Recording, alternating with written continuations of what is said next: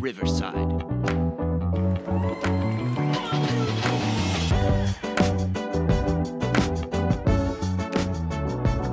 Hello and welcome back to TheSadFan, where we talk about the good, the bad, and everything that made you sad. And what a week of football. We had blowout wins, blowout losses, and I'm just talking about college football, not the Miami Dolphins. Now, right off the top, I've got to tell you, Cowboys fans, you guys are the worst. You're just the worst. Cowboys fans are the worst. And I didn't know that Trayvon Diggs mattered so much to that Cowboys team, but my God, Josh Dobbs carved you up. And then Wes, what were they screaming when they lost? What were they calling the game? Oh, you were like, trap game! It's a trap game! That's not what a trap game is, guys. That's not I don't know if I'd call Arizona the worst team, though. Well, there's worse teams than Arizona. Okay, all right. Could it be the team that caused the fan to spit out his dentures while he was yelling because they were so terrible up in New York? Could it be that team? I think it's the team that lost by 50 points. But Zach Wilson may be great at mom scandals, but he is not great at playing quarterback. And what were you saying, Wes? What are they going to do with him? I said they're sticking with him. They emphatically said he's our quarterback. Do you think there's a deeper issue there? Do you think it's just that they don't want to hurt Aaron Rodgers' feelings, maybe? I think it's they don't have a choice. They got choices. They could go get a quarterback off the heap. Well, Matt Ryan has come out and said there's no way he's leaving the CBS booth for the New York Jets. Did you see that? Oh, I don't blame him. He's making more money and he doesn't have to deal with that crap anymore. Not getting hit. He's like, I don't have to get hit. Yeah. But let's go back to this.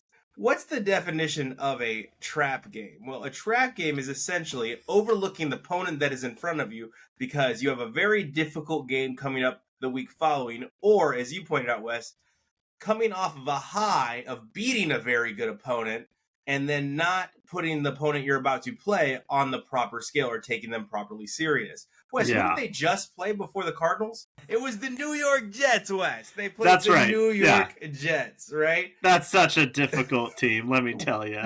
What a tough go of things. Clearly, as we just discussed 5 seconds ago, an amazing quarterback situation in New York, right? And then, Wes, who do they play next week? Patriots. Oh, that is the tough team they're talking about, right? Oh, wait. You got Tom Brady? Oh, wait, no, sorry. This isn't Belichick 5 years ago. The Patriots are terrible. They're not a good football team. So the only tough game the only tough game the Cowboys have coming up is San Francisco Week 5. You just got your ass kicked. That's all that happened this week. The Patriots would be a trap game, yeah. The Patriots would be the trap game. Yeah, everyone overreacted week 1 after, 40-0 against the Giants, I think. And their defense is good. Like, their defense is good, but Dak Prescott's still your quarterback. Dak Prescott's going to Dak Prescott. Every single time. Like, he's still your quarterback. He's still not able to get the ball to the receivers, right? Mike McCarthy's still your coach. Mike McCarthy sucks. I'm tired of saying, like, he provides you stability. No, don't... He had Aaron Rodgers, and he won 1 Super Bowl. He had a stacked roster in Green Bay for a while with that defense. He was also playing against freaking primetime Russell Wilson and Pete Carroll, and then Tom Brady. Okay, Seahawks fan. Anyway, he had a stacked defense. Aaron Rodgers, who even Tom Brady says was better than him, right? Mike McCarthy is a terrible, terrible, terrible coach. He's not a good coach. Just like Josh McDaniels. And now all the Raiders fans are coming to my side out of the woodwork. Enough of give it time. You're just not a real fan. Now you all want him fired, just like last year. But over the summer, you all seem to like worship at the altar of Josh over the summer. And I was a jerk because I said he's making bad personnel decisions because he's just signing Patriots. You guys got your asses kicked by the Steelers. This fan base and the reporters that report on it, they're either a bunch of homers or they have no idea what they're talking about. Like, everyone said, oh, be patient. There's a plan in place. Yeah, you know what the plan is? To bob. They're terrible. This plan is to either be terrible until they can get a quarterback, because Jimmy Garoppolo, what is it, 3 interceptions? 3 interceptions last week? I don't know, but he's in concussion protocol now, so. Yeah, let me cry for him. All right. Yeah. Anyway, that was a bad thing. I shouldn't have said that. It's very serious that he has a concussion, but like enough. He shouldn't even be on the field. It's only week 3. You're overreacting, Fry. No, I'm right. Is what's going on, and I'm You're reveling in it. I'm reveling in it. Like, I'm a Raiders fan that can admit the truth. Like, you're just telling me to relax because you picked them to go to the playoffs because you're dumb. All right. I didn't pick them to go to the playoffs. Yes, you did. You said you think they're going to sneak into the playoffs. No, that was a joke because they got the Chiefs and the Chargers in front of them. Now, you did say in our NFL season preview, you switched your tune. You changed your tune and said, I see it as the Broncos and the Raiders at the bottom of the barrel. So you did change your tune. But over the summer, you kept telling me I'm overreacting. They're going to, you could see them finishing 9-8, 10-7, right? No, they're bad. And it's not just that they're bad. Patrick Graham is just an awful defensive coordinator. I literally every day I find myself tweeting, has anyone just figured out that all you have to do to beat a Patrick Graham defense is throw to the middle of the field? Because there's no one in the middle of the field ever. Like, everyone in the middle of the field is wide open. I mean, you guys only let them score 23 points. We only let Kenny Pickett score 23 points? Well, now I feel better. What does that mean? It's Kenny Pickett. It's Kenny Pickett. Like, who is that? That's not a person. That's a meme of a quarterback. Kenny Pickett's a real life person, okay? And he has feelings, and you just hurt them. All right, he's going to be a quarterback in the NFL for about as long as Mitchell Trubisky was. Who, coincidentally, Mitchell Trubisky outplayed Justin Fields in the last 27 games, and no one wants to talk about how they were all wrong as they were. Trubisky was bad. So Justin Fields is bad. And did I not say it all last year, Wes? When everybody's like all over Justin Fields can run, okay? He can't. He's a great running back, very Tebow-esque. I didn't get to it last week, but it reminds me of Tebow, man. He could run around. He's a lot more athletic than Tebow, so please. They're not letting him do that this year. No, they're not letting him do anything, but also he blamed the coaches and then went out there and played in front of Taylor Swift, of all people, like he's not being coached. What, did they get beat 41-7? Yeah. 41-7. It was bad. They got dragged. They were beat so bad that Patrick Mahomes threw Travis Kelce a courtesy touchdown. Yeah. Okay. Just to make his girlfriend impressed. Just to impress his girlfriend.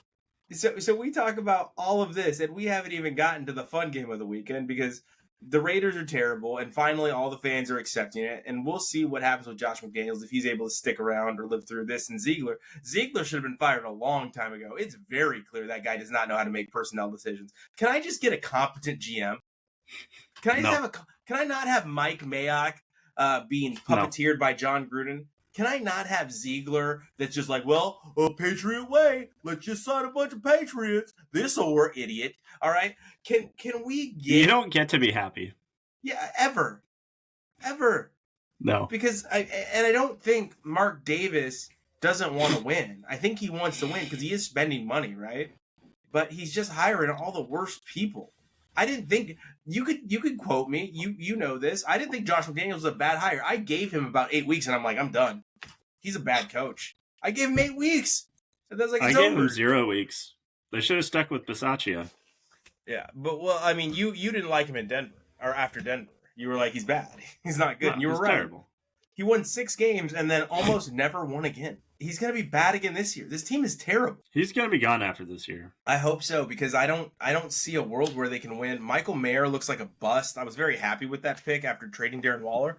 I'm not going to lie. I didn't like the Tyree Wilson pick, and I'm right about that, as he's had 55 snaps and I think 1 QB pressure.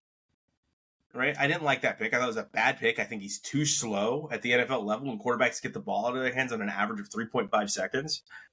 He's just he can't stop the run. He's a big guy that appears to be very strong that can't get a push, which is perplexing. And I just this front office doesn't know what they're doing. They can't put together a team. I want Seattle's front office because there's no reason that Seattle should be good. But they are good. We had 1 rebuilding year. they have no business being good back-to-back years. And here's the thing. And here's why I say that. That offense, I'm aware. I watch ball. That offense is phenomenally put together. Like Kenneth Walker, great find. DJ Dallas, great backup. Geno Smith, we'll see. All right, but DK Metcalf, Tyler Lockett, Jackson Smith and Jigba, Noah Fant. That offense is a good offense, but name a defensive player. Don't say Jamal Adams. Bobby Wagner. He's not on their team anymore. Yeah, he is. He came back? Yeah, he came back for this year. Wait, Bobby Wagner's back? Yeah, you didn't know that? He went to the Rams last year and came back. No, you got me. You stumped me. I did not know that. Yeah, this is like his reunion tour before he retires. Gee whiz. How are they good? But anyway, you got me, Wes. Goff last week, Goff faked it, or he tossed it. He took the snap, and then he tossed it real quick, and then he stood like this, and he had his back to the defense. So he stood as if he was going to throw, faking a pass. Remember, we have listeners. And then it was like 6 seconds later, like literally 5-6 seconds later, and then he just gets tackled. And then the guy like celebrates. By who? Who was the player? I can't remember his name, like you said. All right. So while Wes looks up that player, we've done all of this conversation. It's funny, and I'm going to look up that clip. So I did not see that clip, but I'm very interested in it. So send it to me. I you posted that in the thing. Post it in the chat. No, I think I may have posted Zach Wilson just falling down. Like, he didn't get sacked by anybody, he didn't get touched by anybody. And I didn't want to post it because it seemed too mean, because someone posted Zach Wilson just got sacked by Manti Te'o's girlfriend. And I was like, that was mean. It was the same guy who last year, after we intercepted it, he ran on the field because he thought, I think he was thinking it's like college. I don't know who this is, by the way. You keep saying some guy. I need to know who the player is. But, yeah, it was like it was college, and because in college, once you're on the ground, it's done. But nobody touched him, so he like ran onto the field to celebrate, and then he just started throwing blocks. I was in the Netherlands, and I was teasing you about how your team had 12 men on the field during the interception return. Now, we've done all this talking, and as Wes looks up who this player is... Darrell Taylor. Darrell Taylor, okay. We haven't even talked about the most exciting, most explosive, most electrifying team from this weekend, which was the Miami Dolphins. And wow. Wait, can I just say, Russell Wilson sucks, okay? How do you expect to win a game if you can't put up 71 points as the quarterback? Boy, that is not a match made in heaven, is it? With Russell Wilson, I think he's making like guaranteed $236 million over the next 4 years. Yeah. And Bob can't even put up 71 points. Sean Payton's making $18 million a year, or around $18 million a year. And it's just, I think, what was it, the first time since like 1960 that like 68? A team scored 70 plus points? I think it was 68. Yeah. Yeah. It's insane. It was crazy. Yeah, Wes, how many touchdowns? I was doing a Tough Mudder, and so I turned on my phone, and I was like, "Is this a college score?" I was like, "Wait, what? The Dolphins? What?" Wes, did you see how many touchdowns their running backs scored? Just their running backs? No, I didn't. 8. Raheem Mostert and A-Chain scored 8 touchdowns. Okay, I bet you were wishing Tua had more of those touchdowns. Well, I have Raheem Mostert as well. So I was like, spread the love, baby. Spread the love. That's ridiculous. Now, Tua put up, I think, almost 400 yards, like 350 yards, somewhere in that neighborhood. But the team couldn't be stopped at all. And here's the thing, Denver Broncos fans. Every time I get asked, who's your biggest rival? Is it the Chiefs? No, I know Patrick Mahomes is good. I could care less about the Chiefs. They're good. I like to beat them because they're so good. But you know who I hate? I hate the Denver Donkeys. I hate them. I hate them. I hate them. And it's not just because of the team. It's not just because they won 2 Super Bowls and they get, to be spoiled with Peyton Manning and John Elway, and I get Jimmy Garoppolo. All right? It's not because of that. It's because their fans are so damn Do you want Russell Wilson? Their fans are so damn irritating, right? Because every damn year in the AFC West, the Broncos are going to be the hidden best team. they're the team that no one's talking about. And every year I'm like, they finish 9-8 every year. They're the sleeper. They finish 9-8 every year. Do you want to be the franchise that has Russell Wilson and Tim Tebow? No, but that's nice to pick those two out, right? Paxton Lynch. Without John Elway and Peyton Manning, look at their record. The team is bad, right? When they had Brian Greasy, bad. When they had Jake Plummer, bad. They were just playing. They were beating up on a bad division at the time. The team is not good, and you guys want to say they're good every year. They're not good unless they have John Elway or Peyton Manning at quarterback, and that's just the way it is. And you know what? Justin Fields can't play in front of pop stars. We found that out this week because his team put up one touchdown. I'm so tired of hearing about Taylor Swift. Be careful, man. The Swifties will be in your mentions if you are not careful. Bring it on, Swifties. I'm not afraid of you. You little teeny boppers. You will not scare me. They're mean, dude. Be careful. They're not nice. If you're going to bully on social media? Wes, if you wrong them, you are never, ever, ever getting back together. All right? You're going to be wishing you were 22. Now, your favorite college football team, your heart and soul, the one you say, you always tell us, this is the team you actually love and care about. This is the team you live and die with. They went out there and put it on Colorado. They did. This was one of the most complete games I've ever seen them play. Mm-hmm. They pretty much they skunked Colorado, except for a garbage time touchdown against our backups. But this ranked team who beat Nebraska, TCU, barely scraped by against Colorado State. Yeah. They're better. Yeah. They're better than they were last year. They're going to make a bowl game. And Prime's onto something. But they're not amazing this year. Mm-hmm. And bad. Oregon just flat out kicked their ass. They're not bad. Let me be careful. They have really good players. No. Yeah. They do have good players. They're not playing in the MAC. Okay? No. They're playing in the PAC. And they're going to win 6 games this year. And I understand that the PAC's going to be dissolved. Right? I get it. It's done. And no one's having more fun with it than Washington State. Okay? Washington State is having so much fun right now with their social media team. And that this division is going to be dissolved.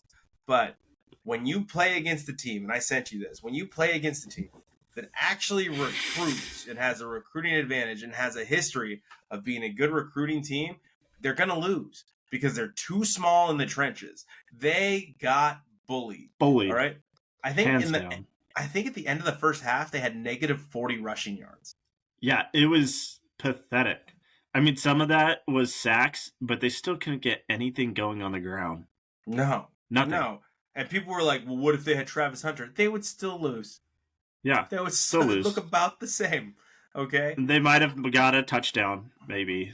Yeah, their defense was exposed. They were bullied again. And Oregon's not even a team that's going to bully you in the trenches, right? They're a high-flying, almost air raid style offense. That's changed recently, though. They're not. Ever since we went to Mario Cristobal, though, we started recruiting bigger boys. We started looking at those boys from the Midwest. Mario Cristobal was there for 2 years. Yeah, but he changed the culture, though, in terms of who we recruit on the lines. Shut up. 2 years. Okay. And Dan Lanning's doing it now. You know who changed the culture of who you recruited? Phil Knight. But you're not wrong. They do have big boys on the line. They do, right? And who wouldn't want to go to Oregon where they have a masseuse in the locker room? And, right? Yeah, they have they have a barber in their locker room as well, I think. Like Uncle Phil takes care of Oregon. Oh yeah. Now it's a 5-star resort. What was funnier about this, Wes, to me? What was funnier about this to me was that throughout the whole game, coming up on Fox Football Sunday, what could be the game of the year between USC and Colorado? Through the whole Oregon game, And through all of NFL Sunday, they're playing that trailer, and like they come back to the Colorado-Oregon game, and it's 40-0.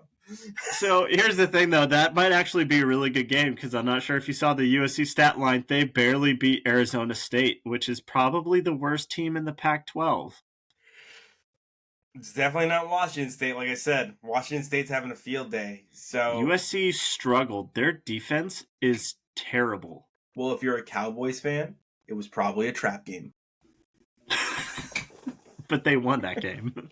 But yeah, I'm not as worried about USC, but Oregon, Washington, October 14th, that's going to be a bloodbath.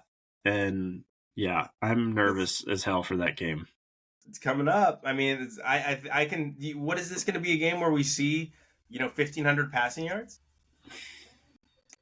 Both quarterbacks are really good. Are you finally coming around on Bo Nix? No, I hate Bo Nix. But he's got his AARP card in college. I hate Bo Nix. How dare he take advantage of the COVID year to play an extra year? I hate Bo Nix. The COVID year, the master's degree transfer year, the Thanos year, like whatever. That dude is 39 years old playing college football. He's 23. So he started as a true freshman. This is his 5th year starting. Get over it. This is his 5th year starting. It's such a funny sentence. I think he has another year of eligibility. Tom Brady started for 30 years. Doesn't he have another year of eligibility too? No, he's done after this year. He's done after this year. No, I don't think Bo Nix is a good quarterback. I think he is in an ideal system. I think he's in a great situation in Oregon. I think Oregon takes care of its football team. You're going to laugh in your face when he dominates the NFL next year alongside Justin Herbert. Alongside Justin Herbert. Well, anyway, Justin Herbert 1 and 2 barely, because let's talk about that for a second. Brandon Staley, with like 1 minute left in the game, goes for it on 4th and 1 and almost gave the game to the Vikings because it was like, I think, on his own 30-yard line. We're talking about Brandon Staley here. Okay, not Justin Herbert. Brandon Staley's an idiot. I think we've established that. He should be fired. He should be canned. He does not deserve Justin Herbert. He does not deserve the Chargers. I threw in our game day chat. I just put like lots of laughter, right? I said, I don't even care if they win. This is the dumbest coach in the world next to Josh McDaniels.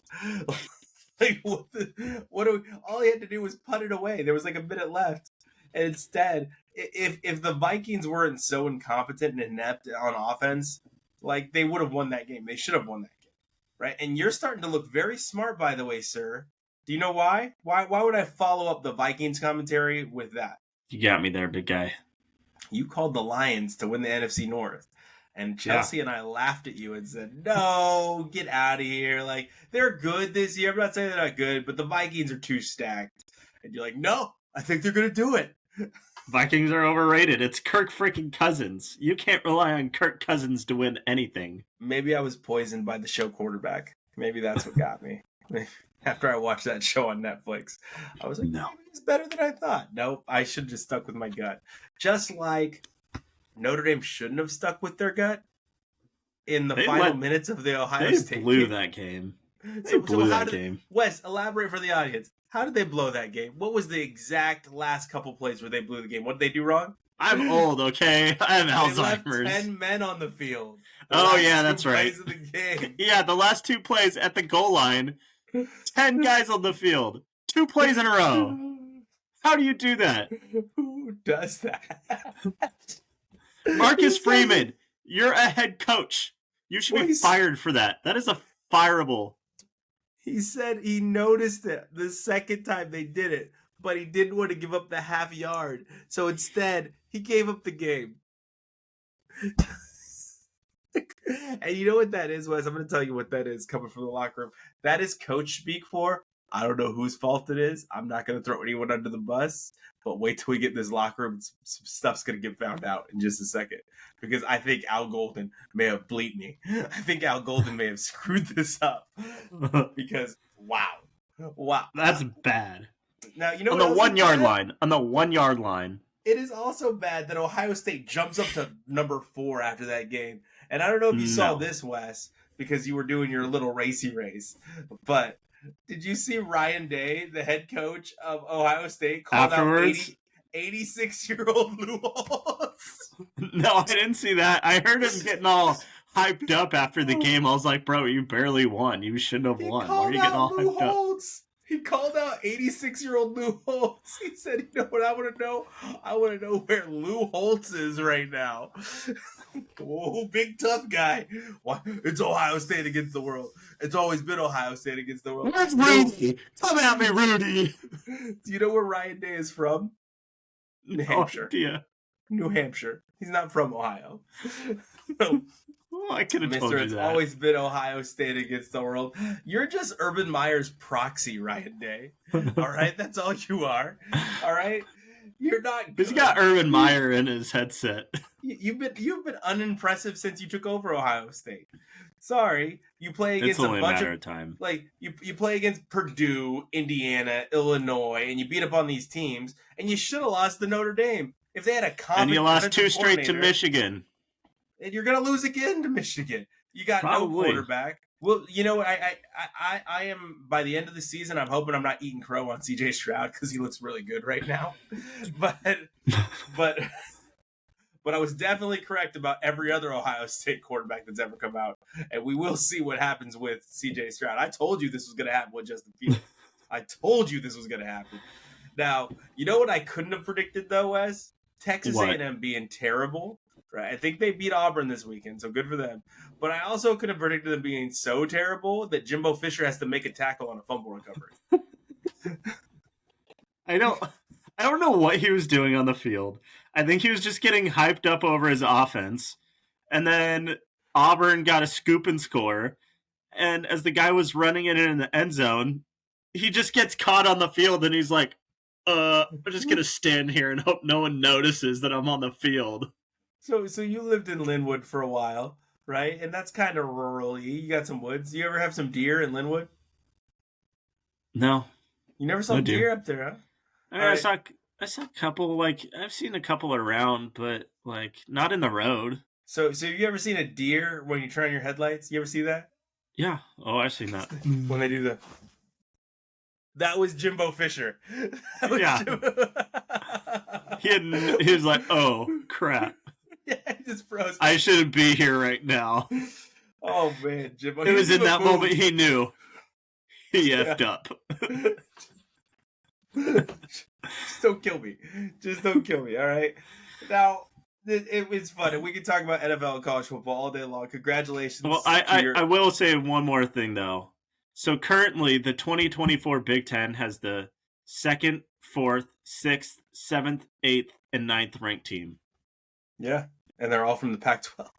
3 of them are from the Pac-12. 3 of them are from the current Big Ten. I'm just teasing. But the Big Ten next year is gonna be stacked. Yeah, they're going to be the new SEC. It looks like.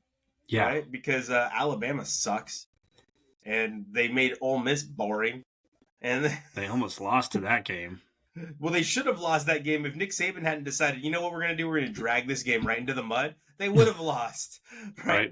But Jackson Dart isn't a quarterback that can make anything happen for Ole Miss, and Lane Kiffin doesn't have any playmakers right now. But if he did, they should have lost that game.